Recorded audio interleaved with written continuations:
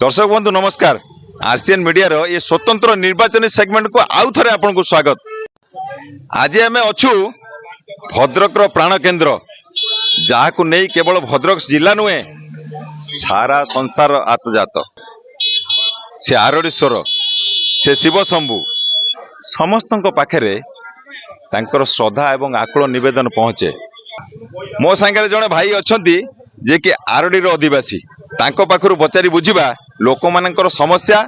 आउ एठी विकास दीटा भितरु कोउटा आगे अछि। भाई आपण परिचय दिउन। सुरेंद्र कुमार पाढ़ी आखंडलमणि सेवा। कोन कहबे निर्वाचन माहौल सबुआडे निर्वाचन माहौल सरगरम कोन कहबे लोक मानकर कोन मूड अछि आ निजर भी अभिमत रखन। मो निजर अभिमत एया जे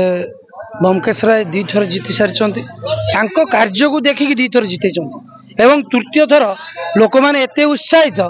तृतीय थर पे भी तांको से बापी बाबू को माने चांदबाली निर्वाचन मंडली रो फेर नेता बोली निर्वाचित करियो बोली चिंता करछन। अच्छा कोन कहबे जो नेता को आउ थरे निर्वाचित करिया पे चिंता करछन तार आधार कोन अछि। एठी डेवलप बहुत डेवलप जहाँ कि आखंडलमणि मंदिर आपण देखंतु कैमरा बुले कि जे देखंतु आखंडलमणि मंदिर रो प्रसारण एवं नदी बंधर सेतु जहाँ कि शह शह वर्षर चिंताधारा को परिवर्तन करिछि वर्तमान नवीन पट्टनायक नवीन सरकार एवं बापी बाबू द्वारा ये तीन तर पोल माने परिवर्तन आरडीर एवं विकासित ये भद्रक जिलार एवं ये चांदबाली निर्वाचन मंडली से गोटे पुल बहुत परिवर्तन करिवो एवं ये आरडीर प्रत्येक ब्राह्मण जहाँकि आशा करथिले जो तीन तर पोल एवं धानकणियार सेतु ये जो सेतु बंध द्वारा आरडीर बहुत ही मार्केट बढ़िबो लोक मानकर प्रसारण हबो लोक माने डेवलप करिवे। अच्छा प्रतिद्वंदी जो माने अछंती जो नेता माने प्रतिद्वंदिता करछंती सेमानक पई कोन विकास धारा थिला काली आ आज कोन विकास धारा रहइबो जा फले कि आपन को नेता को समस्त बाछिबे। देखो प्रतिद्वंदी आसीबे डेवलप हबो डेवलप आगर प्रतिद्वंदी न हेले विरोधी न हेले डेवलप हबोनी विरोधी रहिबा आवश्यक आ डेवलप एई हबो विरोधी देखुथिबे। आपण शुणुले विजु जनता दल जड़े सपोर्टर कही पारे एठिकार स्थानीय विधायक को से बहुत सम्मान दौरान विकास गतिधारा को से प्रशंसा कर। मो ना नारायण पंडा आखंड नना प्रथम कथा मो ठाकुर बचले मु बचीमी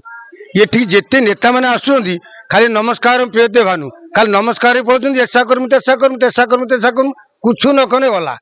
पोखरी सुखिलानी आज कार्तिक मासरू पोखरी सुखिलानी ये पर्यंत पानी टिके लोक पाऊना कह सरपंच दीटे टांकी आनी बसई बैशा मसर दीटे टांकी बसई ये गाँव को जिते रास्ता भक्त आसुँच जड़े जन पचार कौटू रास्ता सफा अच्छी कौटू रास्ता सफा अच्छी मुतिया स्त्री लोक मान जगह ना पैसा देने मुतिबे आपण को कहबा हिसाब रे विकास किछि खाली तुंड नरेंद्र काम किछि नाही खाली तुंड नरेंद्र जहाँ करुछि आखंडलमणि करुछि जहाँ करुछि आखंडलमणि छड़ा द्वितीय लोक केही नुह से कोई मुआज करुछि ये कोई मुआज करुछि। अच्छा भद्रक जिलार सबुठ बड़ प्रसिद्ध शैवपीठ जहाँ कि केवल आम जिले नुहे सहर रे नुहे राज्य रे नुहे सारा भारत परिचित। अच्छा से जगह जो विकास धारा कोठी बदली जाइछि बोली कहउछन आज्ञा बदली गलेनी जेबे ठारू बिजू बाबू चली गले जेबे ठारू बिजू बाबू चली गले सेबे ठारू ये आखंडलमणि आ हमर गोटे नेता थिला हृदय मल्लिक नेता थिला गोटे हृदय मल्लिक से आखंडलमणि ने कि दिल्ली दरबार बसाए आ आखंडलमणि ने विधानसभा पकाए आज पर्यंत ये जेते नेता आछंती कई दिन कहलेनी गोटे भद्रक जिले में आखंडलमणि अच्छी विधानसभा आपन सांसद प्रार्थी जे मंजुलता मंडल हेले रेकर्ड संख्यक वोट रे से भद्रक रे विजय हेले से भी कोन एठिका ना ना ना ना आखंड कथा दिने कई नहीं दिल्ली में पकई ना कि एसएल पकई ना ये दल दिगर आखंडलमणि एमाने कौन पाती ये कोरोना टाइम कि सब सरकार समति पैसा देले ये ब्राह्मण को मुठे चाउल देले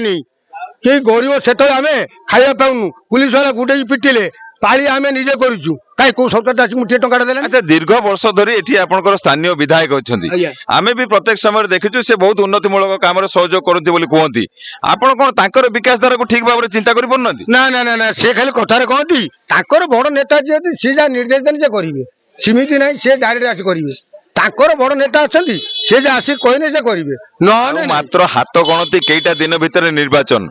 ये निर्वाचन माहौल ले वर्तमान लोकंकर कौन मनोभाव अच्छी बोली भावुचंती जहाँकि नहीं कि ଆଜ୍ଞା ରାଜ୍ୟ ଦରବାରରେ ଆମର ନବୀନ 22 ବର୍ଷ ହେଲାଣି ସରକାର କଲେଣି ଏତେ ଦିନ କାହିଁ ଇଲେକ୍ଟ୍ରିକ୍ ଛାଡି ନଥିଲେ ଏଇ ବର୍ଷ କାହିଁ ଇଲେକ୍ଟ୍ରିକ୍ ଛାଡ କଣ କି ଯାତ୍ରା କି ପ୍ରବଚନ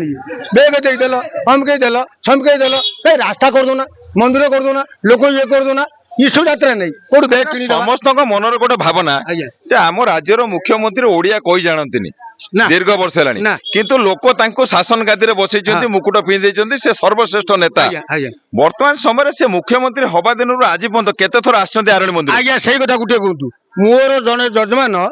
ତା ନା ଅଜୟ ନାୟକ ସିଏ ଥିଲା ଆରଡିର 1 ନମ୍ବର ଜୁନର ସିଏ ମତେ ଯୋଉଦିନ ପ୍ରାର୍ଥୀପତ୍ର ଦାଖଲ କଲା ଆଣିକି ମତେ କହିଲା ନିଏ ମତେ ବାମଣ ଡାକେ କହିଲା ନା ନା ନିଏ ମୋର ବସେଇ ଦେବୁ ମୁଁ କହିଲି ମୁଖ୍ୟମନ୍ତ୍ରୀ ଆଣିବୁ ଯଦି ତା ତୁ ଜିତିବୁ ସେ କହିଲା ହଁ ମୁଁ ମୁଖ୍ୟମନ୍ତ୍ରୀ ଆଣିବି ମୁଁ ତୁ ଜିତିବୁ ତାର ମୋର ବାଜି 5 ଦିନ ଜାଣି ସେ ନବୀନକୁ ଆଣିକି ଆରଡିରେ ପହଞ୍ଚେଇଛି ଆଉ ଇଲେକ୍ସନ ସିଏ ବି ଜିତିଲା ସିଏ କହିଛି ମୁଁ ଗୋଟେ ଫେର ନୂଆ ମୁଖ୍ୟମନ୍ତ୍ରୀ କରିବି ସେମାନେ କହିବାର ଉଦ୍ଦେଶ୍ୟ ହଉଛି ବାବାଙ୍କର ଆଶୀର୍ବାଦ ସମସ୍ତଙ୍କ ଉପରେ ଅଛି ଆଉ ମୁଖ୍ୟମନ୍ତ୍ରୀ ହେଲା ପରେ ସେ ଏଇଠୁ ଆଶୀର୍ବାଦ ନେଲା ପରେ ଅଜୟ ନାୟକ ବି ସେ ପଦବୀରେ ବସିଲେ ହଁ ସେ ଜାଗାରେ ବସିବ ବୋଲି ଜାଣିଥିଲେ ଲୋକ ସେ ନେତାଙ୍କୁ ଘେନିକି ଆସିଥିଲେ ମୁଖ୍ୟମନ୍ତ୍ରୀ ବସିବ ମୁଁ ଆଖଣୁ ଜାଣେ ତାରେ ବସିବାର ଯୋଗ ତାର ବସେଇବ କିନ୍ତୁ ବିକାଶର ମୂଳ ଏଠି କିଛି ନାହିଁ ଖାଲି ମୁହଁ ଆଚ୍ଛା ବର୍ତ୍ତମାନ କଥା ହଉଛି ଦୀର୍ଘ ଦିନ ଧରି ଶାସକ ଦଳରେ ଥିବା ସେଇ ଅଜୟ ନାୟକଙ୍କ କଥା ଯୋଉ ଆପଣ କହୁଛନ୍ତି ସେ ତ ଆମେ ଶୁଣିଲୁ ଏଇ କିଛି ଦିନ ଭିତରେ ସେ ବିଜେପି କି ପଳେଇଲେ ବର୍ତ୍ତମାନ ପୁଣି ସେଇଟାକୁ ମୁଁ ଆପଣଙ୍କୁ ପ୍ରଶ୍ନ ପଚାରୁଛି ଆପଣଙ୍କ ଦଳ ଲୋକ ସେ ନବୀନ ଜିନ୍ଦାବାଦ ସବୁ ଦୂର କରିଥିଲେ ସେ କାହିଁ ପଳେଇଲେ କଣ ପାଇଁ ପଳେଇଲେ କଣ ପ୍ରମୁଖ କାରଣ ବୋଲି ଭାବୁଛନ୍ତି ଆମେ ଜାଣିକି ଜାଣିନୁ ତାଙ୍କର କିଛି ନ ହେଇଥିବ ସେ ତାଙ୍କ କିଛି ମାନି ନଥିବେ ଗୋଟେ ଦଳର ଆପଣ ମୋ ସାଙ୍ଗ ଲୋକ ଆପଣ କାହିଁ ମୋଠୁ ପଳେଇଲେ ଆପଣ ଜାଣିନାହାନ୍ତି ମୁଁ କାହିଁ ଦଳରୁ ଆପଣ ପଳେଇନି ଆପଣ ଯାହେଲେ ସବୁ ଖାଇଲେ ମତେ କିଛି ଦେଲେନି ମୁଁ ପଳେଇନି ଖାଇବା ପିଇବା ଦଳ ନାହିଁ ତ ରାଜନୀତି ନୁହଁ ଇଏ ଖାଇବା ପିଇବା ଦଳ ଯିଏ ଖାଇବ ସେ ଯିବ ଯିଏ ନ ଖାଇବ ସେ ଦୂରେଇ ଯିବ ବର୍ତ୍ତମାନ ଦଳ ହଉଛି ଏଇଆ ଆପଣ ଶୁଣୁଥିଲେ ଆରଡିର ଅଧିବାସୀ ମାନଙ୍କର ଏ ନିର୍ବାଚନୀ ମାହୋଲରେ ନିଜ ନିଜର ମତ ମୋ ସାଙ୍ଗରେ ଆଉ ଜଣେ ଭାଇ ଅଛନ୍ତି ତାଙ୍କୁ ବି ପଚାରି ବୁଝିବା ଯେ ଆରଡିରେ ଆଉ କଣ କଣ ସବୁ ସମସ୍ୟା ଅଛି କିମ୍ବା ଆରଡିରେ ଆଗାମୀ ଦିନରେ ବିକାଶର ଧାରା କେମିତି ବଜାଇ ରହିବ ଆପଣ ପରିଚୟ ଦିଅ ତନ୍ମୟ ବିଶ୍ୱାଳ ପ୍ରଦେଶ କଂଗ୍ରେସ କମିଟିର ସାମାଜିକ ଗଣମାଧ୍ୟମ ବିଭାଗର ସମ୍ପାଦକ ଅଛି କଣ ବର୍ତ୍ତମାନ କାର୍ଯ୍ୟକ୍ରମ ରହିଛି ଆଉ ଏ ନିର୍ବାଚନୀ ମାହୋଲରେ ଲୋକଙ୍କର କଣ ଜନସାଧାରଣଙ୍କର ମୁଡ ଅଛି ଜନସାଧାରଣଙ୍କ ମୁଡ୍ ଏହା ଅଛି ଯେ 24 ବର୍ଷ ଧରି 9 ବର୍ଷ ବିଜେପି ବିଜେଡିର ଭାଗୁଆଳି ସରକାର ରହିଲା ଏବଂ ବିଜେଡି ବି ମଧ୍ୟ ସରକାର ଅଛି 2009 ପରଠାରୁ 24 ବର୍ଷ ଧରି ବିଜେଡି ଲୋକଙ୍କୁ ଭୁଆଁ ବୁଲେଇ ଚାଲିଛନ୍ତି ବିକାଶ ସେଇ ମାତ୍ରାରେ ହେଇନି ସରକାର ଯେତେବେଳେ ହେଉଛି ଆଂଶିକ ସ୍ତରରେ ତ ବିକାଶ ସବୁ ଦଳ କରିବେ କିନ୍ତୁ ସେଇ ମାତ୍ରାରେ ବିକାଶ ହେଇନି ବରଂ ଏଇ ଆଖଣ୍ଡଳମଣିଙ୍କ ପୀଠରେ କଂକ୍ରିଟ ଚାଦର ଆଚ୍ଛାଦନ କରାଯାଇଥିଲା କଂଗ୍ରେସ ସରକାର ପ୍ରଥମେ ଜଗନ୍ନାଥ ରାଉତ ଦିବଙ୍ଗତ ନେତା ମନ୍ତ୍ରୀ ଥିଲେ ଭଦ୍ରକ ଆରଡି ମୁଖ୍ୟ ରାସ୍ତା କରାଯାଇଥିଲା କିନ୍ତୁ ବର୍ତ୍ତମାନ ପ୍ରମୁଖ ସମସ୍ୟା ବେକାରୀ ସମସ୍ୟା ଯେତେବେଳେ ଧାମରା ଆମର ଶିଳ୍ପାଞ୍ଚଳ ଥାଇ ଆମରି ଚାନ୍ଦବାଲି ନିର୍ବାଚନ ମଣ୍ଡଳୀରେ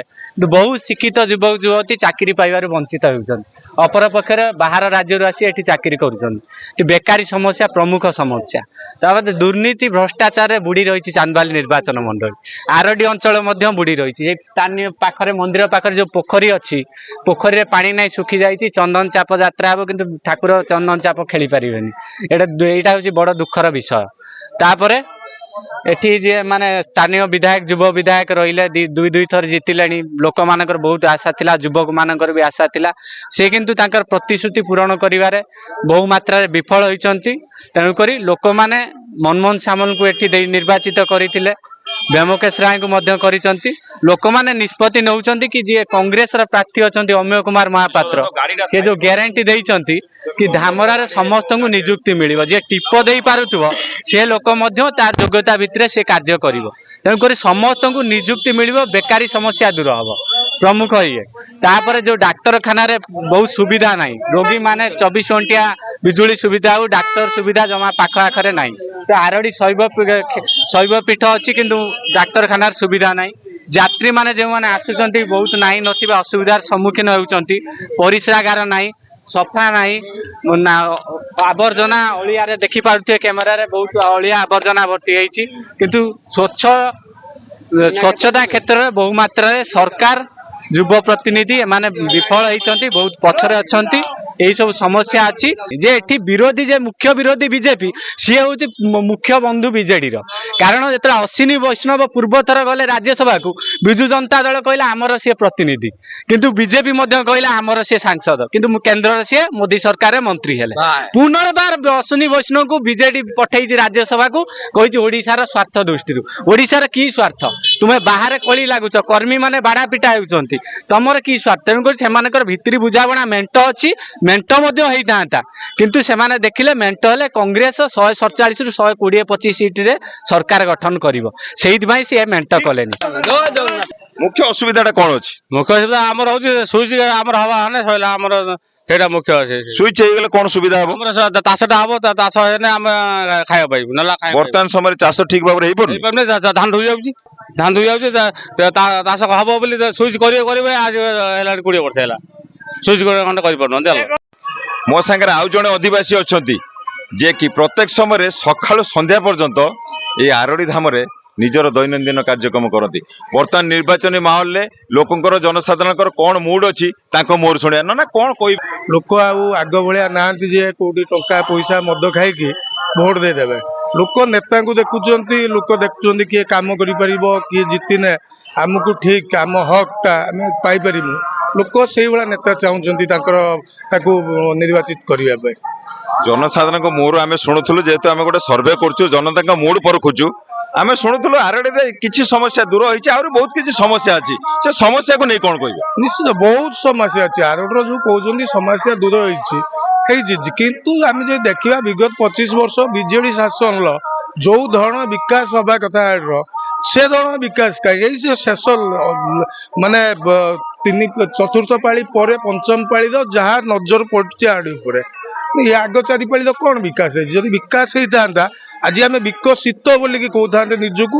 ବିକଶିତ ଆରଡି ବିକାଶ ଆରମ୍ଭ ହଉଛି, ସେ କେତେ ଦିନର ସେ ସରିବ ତାର ହିସାବ ନାହିଁ। সেই তুলনাରେ ଆପଣ ମନ୍ଦିର ଦେଖନ୍ତୁ, ରାସ୍ତାଘାଟ ଦେଖନ୍ତୁ,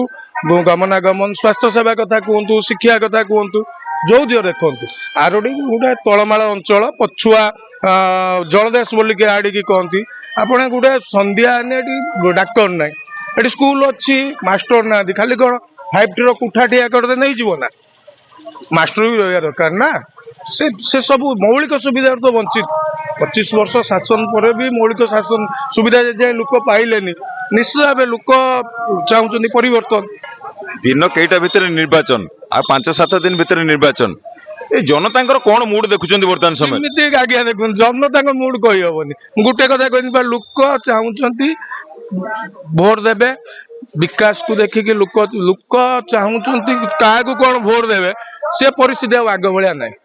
କିଏ ମଦ ପିଇକି ଟଙ୍କା ନେଇକି କାହାକୁ କିଏ ବୁଝେଇକି ଦେଇଦେବ ନୁହଁ। ଭୋଟର ବୁଝିଲେଣି। ଭୋଟରଙ୍କ ମୁଡକୁ ପରୀଖିବା ଭାରି କଷ୍ଟ। ଭୋଟରଙ୍କ ମୁଡ୍ ପରୀଖିବା ଭାରି କଷ୍ଟ। ସେଇଥିପାଇଁ ଲୋକ ଦେଖୁଛନ୍ତି ଯିଏ ଆମର କାମ କରିବ ଆମେ ତାକୁ ଭୋଟ ଦେବୁ। ଆରଡି ପଞ୍ଚାୟତ ଆରଡି ସାରା ଓଡ଼ିଶାରେ ବିଖ୍ୟାତ। ଏଇଟା ଗୋଟେ ପର୍ଯ୍ୟଟନ ସ୍ଥଳୀ, ଜିଲ୍ଲାର ମୁଖ୍ୟ ସ୍ଥାନ କହିଲେ ଅତ୍ୟୁକ୍ତି ହେବନି। ଏଠି ବହୁ ପ୍ରକାର ନାନା ପ୍ରକାର ସମସ୍ୟା ଅଛି। ରାସ୍ତାଘାଟ ପାଖରୁ ଆରମ୍ଭ କରିକି ପାନୀୟ ଜଳର ସୁବିଧା ଏବଂ ଆଖଣି ଦର୍ଶନ କରିବାକୁ ଆସୁଛନ୍ତି ଭକ୍ତମାନେ। ଗୋଟେ ପୋଖରୀ ବାଗା ହେଉଛି, ବହୁତ ହଇରାଣ ହରକତ ହେଉଛନ୍ତି, ପାଇପ୍ରେ ପାଣି ଦେଉନି, ଇଲେକ୍ଟ୍ରିକ୍ କତରୁ ଆରମ୍ଭ କରି ରାସ୍ତାଘାଟ ସବୁ ପ୍ରକାର ସମସ୍ୟା। ଏମିତିକି ଗୋଟେ କାମ ହେଇଥିଲା ପୋଖରୀରେ ନାଲକୋ, ସେ ବି ଭୁଷୁଡ଼ି ପଡ଼ିଲା। ଏପଟର ଚାଲିଛି ପାର୍କ କତରୁ ଆରମ୍ଭ କରି କାମ କିଛି ସରୁନାହିଁ। ତାପରେ ବିଲ୍ ଚାଲିଛି, ଭାଙ୍ଗିଗଲାଣି, କିନ୍ତୁ ଏପର୍ଯ୍ୟନ୍ତ ସମ୍ପୂର୍ଣ୍ଣ ହେଇପାରୁନି। ବିଭିନ୍ନ ସମସ୍ୟା ଅଛି। ଲୋକଙ୍କ ହୃଦୟରେ ଅମୀୟ ମହାପାତ୍ର ଯିଏ ଜଣେ ସ୍ୱଚ୍ଛ ନିର୍ମଳ ନିଃସ୍ୱାର୍ଥପର ଲୋକ, ସେ ଲୋକଙ୍କ ହୃଦୟରେ ଅଲରେଡି ବସି ଯାଇଛନ୍ତି। ନ ବସିଥିଲେ ଆମର 30,000 ଆସିକି 60,000 ଭୋଟରେ ଆମେ ପହଞ୍ଚିଲୁଣି। ଲୋକ ଅଲରେଡି ବାଛି ସାରିଛନ୍ତି, ମନସ୍ଥ କରିଛନ୍ତି। କାହିଁକିନା ଏ ଯେଉଁ 25 ବର୍ଷ ହେଲାଣି ନବୀନ ପଟ୍ଟନାୟକ ଓଡ଼ିଶା ସରକାର ଏବଂ କେନ୍ଦ୍ରର ମୋଦି ସରକାର ଯେଉଁ ଭଳିଆ ମାନେ ରାଙ୍ଗା ବିଲ୍ଲା ସରକାର, ଯାହାକି ଇଏ ଲୋକଙ୍କୁ ହରିଲୁଟ କରିକି ଚାଲିଛନ୍ତି। ଇଏ ଅମ୍ବାନୀ ଆଦାନୀ କତରୁ ଆରମ୍ଭ କରିକି ନୀରବ ମୋଦି, ଲଳିତ ମୋଦି ବଡ଼ ବଡ଼ିଆଙ୍କୁ ଇଏ କରିକି ସବୁ ଚଲେଇଛନ୍ତି। ତାହେଲେ କ'ଣ ଏମିତି ଜିନିଷ ରହୁଛି ଯାହାଫଳରେ କି ଲୋକ କଂଗ୍ରେସକୁ ଶାସନ ଗାଦିରେ ବସଉନାହାନ୍ତି? କଂଗ୍ରେସ ଲୋକ ଚିନ୍ତା କଲେଣି, କଂଗ୍ରେସ ଆସିବ ନିଶ୍ଚୟ ବହୁତ ଅଳ୍ପ ଦିନ ଭିତରେ। ମୋ ନାଁ କିଶୋରୀ ମୋହନ ଦ୍ୱିବେଦୀ, ଆମ ଘର ଏଠି, ମୋର ବି ଏଠି ଦୋକାନ ଅଛି। ଆରଡିର ବହୁତ ବିକାଶ ହେଇଛି। ବିରୋଧୀ ତାଙ୍କ କର୍ତ୍ତବ୍ୟ ବିରୋଧ କରିବେ, କିନ୍ତୁ ବିକାଶ ଚାଲିଛି। ଆପଣ ଆଜି ଦେଖନ୍ତୁ ଆରଡିର ଯୋଉ ବିକାଶ ହେଇଛି ଫାଷ୍ଟ ମାନ୍ୟବର ମୁଖ୍ୟମନ୍ତ୍ରୀ ଆରଡିକି 6 କୋଟି ଟଙ୍କା ଦେଇଥିଲେ ତାପରେ 42 କୋଟି ଟଙ୍କା ଦେଇଛନ୍ତି ଆରଡିର ପୂର୍ଣ୍ଣ ଉନ୍ନତିକରଣ କରିବା ପାଇଁ विस्थापित मान विस्थापित भी जी भी अच्छा सी भी पैसा पाइले पोखरी जेहेतु पोखरी कथा विरोध कर असुविधा ना आज्ञा सुविधा हेनी असुविधा सीना हेल्ले सुविधा हम पोखरी कम चली विरोधी कहे विरोधी कथार कि ना ये नवीन ग्यारंटी कम चलती नवीन ग्यारंटी द्वारा आरोडर विकास हो आरोडर विकास आम बापी भाई प्रयास विरोधी कथार कि ना विकास कौन है आपण भी निजे देखिपे विकास कौन है तो जनसाधारण गोटे दाबी अच्छी जे एठी पुष्करणी रे पानी नहीं लोक गोड़ धोइबा को पानी पाउना एठी पाचेरी धसी जाउची कोटी कोटी टंका जहाँ सरकार पाखरु आछि ठीक भाव में विनियोग हो पारनी ये विषय कौन मत रखिए पानी पोखरी रे नहीं पानी टैंकर जुगे जुगा होची जेहेतु पोखरी सुखी काम चली सेटा को से गोटे निर्वाचनी मुद्दा करछन एक्चुअली सेटा होची विरोधी गोटे मुद्दा सेटा जनसाधारण आवाज नहीं सेटा पाखापाखि केते दिन भितर ए सब कार्यक्रम शेष हो जिवो बोली भाबुछन पाखापाखि आ 2 वर्ष भितर आपण नुआ परिक्रमा प्रकल्प आपण को आमे निमंत्रण करी आरडी आसी नूतन आरडी गठन करिया पई आपण सहयोग करी आपण को मीडिया माध्यम आमे जणे देबा चाहू जे नूतन आरडी 2025 भितर सब काम सरी मुख्यमंत्री आसी नवीन पट्टनायक प्रत्येक परिवार प्रत्येक जे जाइथिबा माने अवदान जो परिवार मानकर अछि विस्थापित मान तांको सहित भेटिकी तांको कृतज्ञता जणेकी से जिवे प्रत्येक समय मुख्यमंत्री पांठि हो अबा सरकारी अनुदान हो बाबा आरडीश्वर पीठरे विभिन्न प्रकार कार्यक्रम जारी रही आउ मात्र 2 वर्ष मध्य ये संपूर्ण कार्यक्रम पूर्णांग रूप नेब जमिति से भाई कहते किछि असुविधा थिले ताकू सुविधा करा जिवो किछि समस्या थिले ताकू तार निराकरण करा जिवो सबु बेले प्रत्येक समय लोक माने सुविधाटा को खोजती सरकार से मौलिक अधिकार को पूर्ण करने भी सरकार गोटे गुरु दायित्व भद्रक प्रसिद्ध शैव पीठ बाबा आरणिक पीठरू प्रभात विजय आरसीएन ओडिया।